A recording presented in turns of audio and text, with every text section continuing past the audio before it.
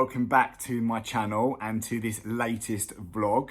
Now this is the first one in a very long time, so apologies for that, but this has just been one hell of a crazy year. Things have just been absolutely manic. Nothing has been normal. Obviously we've had coronavirus, we've had 2 lots of lockdown. Things have just been absolutely crazy, and in terms of my life has been so hectic and just all over the place. So I've not really had time to breathe, let alone do a vlog or put anything together. So and I've really missed it. I've really missed vlogging. I've missed my Instagram. So much that I've missed that I need to try and reconnect with and try and find myself again. Now, so much has changed in my life in the last few months, which has brought me on to wanting to do this video to kind of chart that journey as well, because it's going to probably be a bit of a different journey than what my vlog started out to be in. Obviously, when I started my YouTube channel, it was based around my weight loss journey. It was based around me losing my weight and saving my life and getting back to a healthy weight and living a healthy life. That was what my YouTube channel was first made for. And then along the way, obviously we had amazing holidays, so I vlogged those. Absolutely loved them. But during that time, I obviously lost my beautiful mum, so my YouTube channel kind of took a bit of a different turn in terms of helping me with my grief and helping me talk about my grief and remembering my mum and kind of journaling how I'm feeling and journaling how I'm dealing with my grief, which you never really deal with. You know, I'm here now 18 months after losing my mum, and I miss her more today than what I've ever missed her before. Obviously we're at the Christmas period, so that's a very difficult time, especially when my mum was absolutely adored Christmas. As I've said in a previous vlog, she literally lived for Christmas, and this time of year is obviously always going to be harder for those kind of memories. And as anyone would know, anyone who's lost a loved one will know that Christmas, it's just the emotion of Christmas, it's the sentiment of Christmas, it's the magic of Christmas. All of that together just really emphasizes your grief, and that's where I am at the moment. So I'm really missing my mum and just trying to carry on really, like with life and and everything else. So in terms of my weight, obviously my weight is ballooned. I'm not even gonna lie. The last few months my weight has just crept up and up and up and up and up, and I stood on the scales this morning and I was like, wow, what on earth have I done to myself? I think I've had so much to deal with in the last 18 months since losing my mum. I've had so much to deal with, so much that's changed, so much that I've had to adapt to. And I'm an emotional eater. I've always been an emotional eater. I've always turned to food in times of stress, upset, worry, happiness. I've always turned to food as my friend to kind of get me through. So it comes as no surprise that these last 18 months have just seen me get bigger and bigger and bigger. And obviously I had a big weight loss journey. I lost 16.5 stone. So to start to regain weight is absolutely soul destroying and devastating. And I'm just so upset that I've allowed that to happen to myself. But the fact that I'm still here today, still breathing, still talking, still living my life, after losing the most important person in my life, I think is a true testament to my character. And if it means that I've gained a couple of stone because of that, then at least I'm still here. That's how I'm trying to look at it now. If I can't sit here and say to you, look, I'm now doing this, because I actually don't know what I'm going to do to get my weight off. For the first time in my life, I genuinely do not know.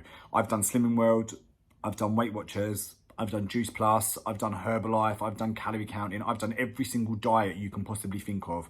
And I don't know what I'm going to do. That's the God's honest truth. I'm trying to figure it out. I'm trying to work it out, but I don't know what I'm going to do. Today I woke up and I had a Juice Plus shake. Whether in the next couple of hours, whether that means that I carry on doing that, I don't know. Only time will tell. So yeah, it's going to be a bit of a different kind of vlog now because I don't really know where I'm going anymore. So yeah, I just know I need to lose weight, so that's what I'm gonna do. But in other news, which we haven't shared publicly, but I wanted to share it on my channel because obviously it's my channel, it's my world, it's my life, it's about me. So I wanted this to be the first place that I actually share it on.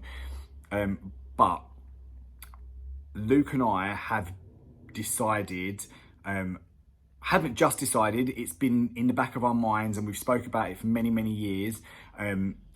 But we've never really acted upon it. We've never really known what to do or how to go. We've always thought we wouldn't be accepted. We've always thought that there would be a problem. We've always thought that it would never happen for us. But then when we lost my mum, it really put things into perspective and it highlighted to us that there was a missing piece in our puzzle, or missing piece in our life, something that we've tried so hard to fill, but it's always been there. We've always tried to paper over the cracks, but there's always been that missing part. And that was having a child of our own. Now, obviously, there's so many different ways and so many different routes you can go down. There's adoption, fostering, surrogacy. There's so many different routes, but we've never really known what route to go upon. And obviously, when losing my mum, we wanted to give it enough time after losing my mum, so we can deal with grief. Although we're still going to grieve, we're always going to grieve. I'm always going to miss my mum, and I will grieve for my mum until the day that I'm no longer here. But in that first year, the grief is so enormous that we needed that time to kind of focus on our grief before we put other obstacles in our way. So in the last few months, we've really sat down and we've really spoke about what we want to do and how we want to achieve this dream. And we decided that adoption, fostering wasn't for us. I would take my hat off and I will give everyone the admiration who is a foster parent. I really would, but I couldn't attach myself to a child and then have to potentially give that child back or that child be adopted. I couldn't do that. I don't think emotionally it's something that I could deal with, because I become quite attached and I just don't think that would be good for me. Luke agreed. Luke is on exactly the same page. Then it opened up the thought of surrogacy. Now, I just feel that, and Luke as well, we just feel that there's so many children out there that we could love, that we could nurture, that we could welcome into our family and raise as our own. And I think that going down the surrogacy route would just, you know, we could potentially have a child that's ours. Neither of us would, obviously it would have to be biologically one of ours.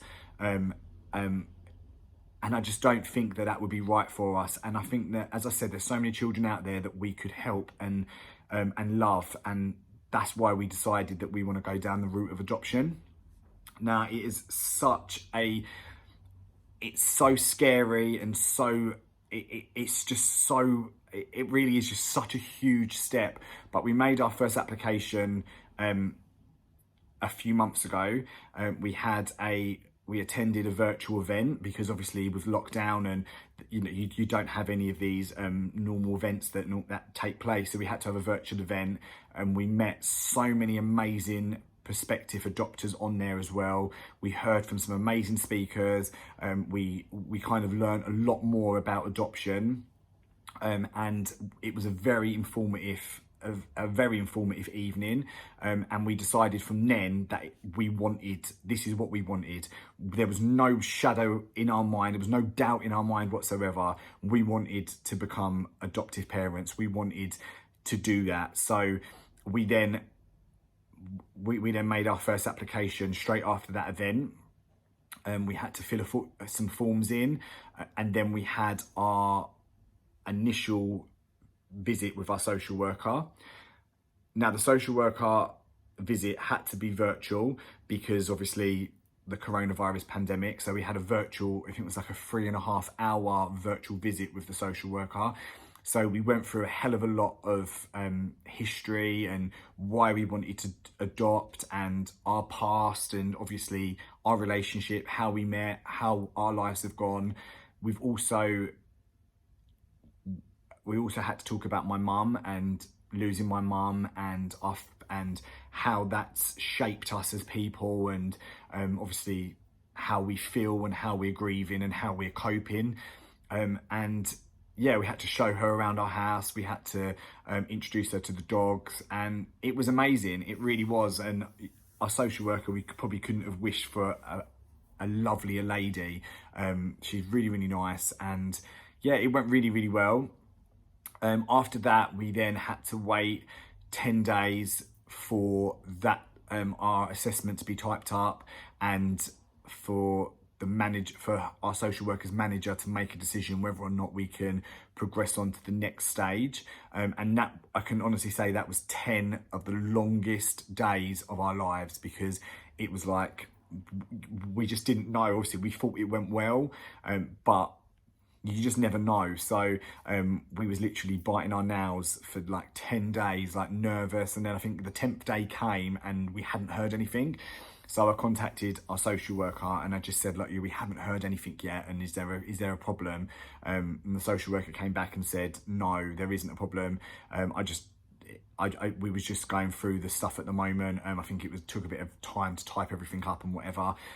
But she then come back later on that night and basically called me and said that we've basically been accepted onto the next stage. So we're now in the next stage of our assessment, and it's so exciting. I'm so happy.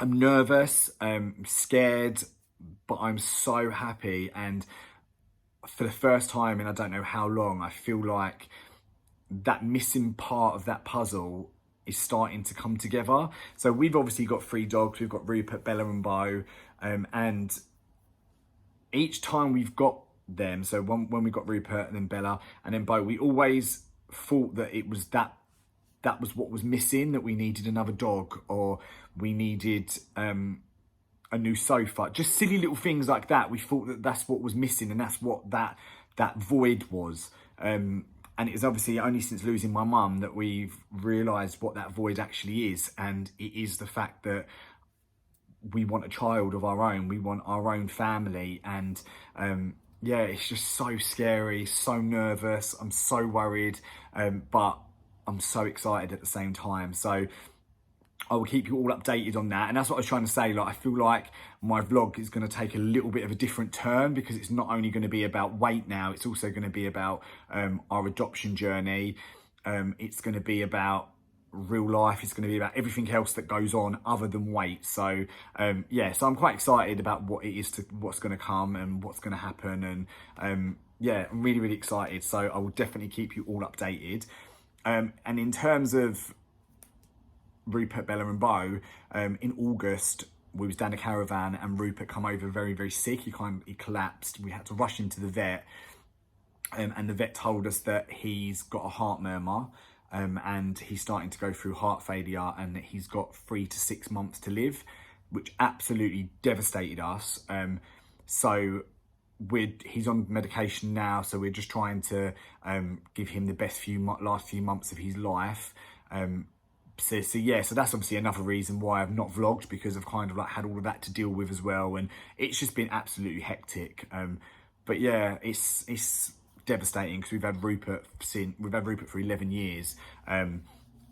We got Rupert the year me and Luke got together, and yeah, he's had such a backstory as well of like why he came to live with us, because he was, so it's quite, he's been with us forever. And yeah, it's heartbreaking. It really is, because we absolutely love him. So yeah, it's not good when, because you love your pets just like you do your family. They are part of your family, and especially the fact that we don't have kids, so they are our children. So they're always with us, and it is hard, but we've just got to give him the best time that we possibly can. But anyway, another thing I wanted to share with you as well is I'm having Christmas at my house this year. Now, I've never ever had it at my house before. Obviously, we've always had it at my mum and dad's house, and but this year being possibly the last year that we we won't have a child, fingers crossed. We wanted to have a Christmas at our own house. We wanted to enjoy Christmas here. Now, everyone's invited. So my dad's invited, my brother's invited, my sister's invited. Everyone's invited to come here.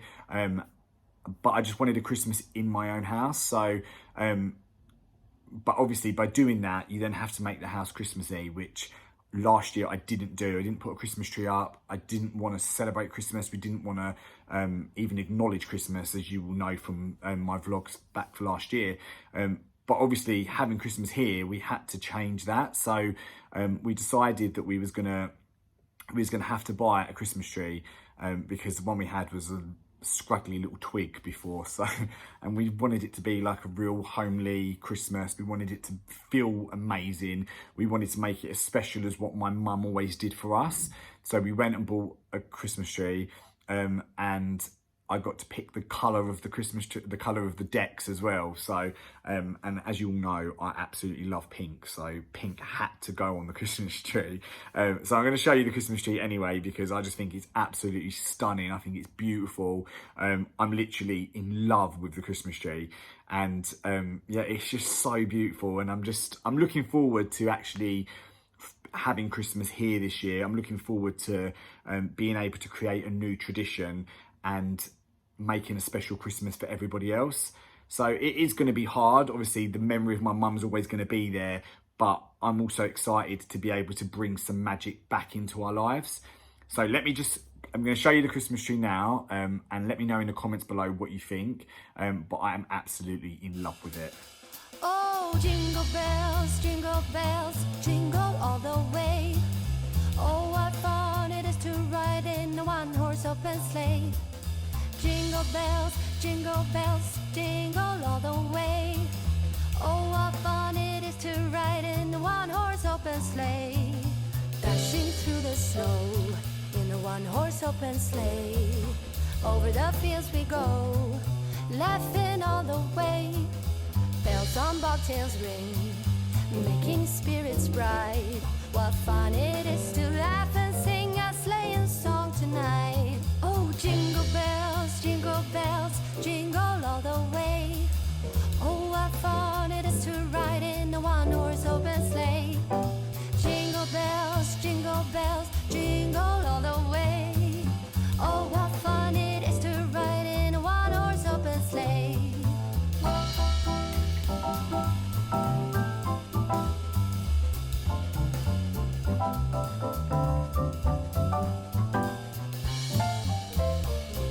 So that is the Christmas tree, and I'm absolutely in love with it, and the colours are just stunning.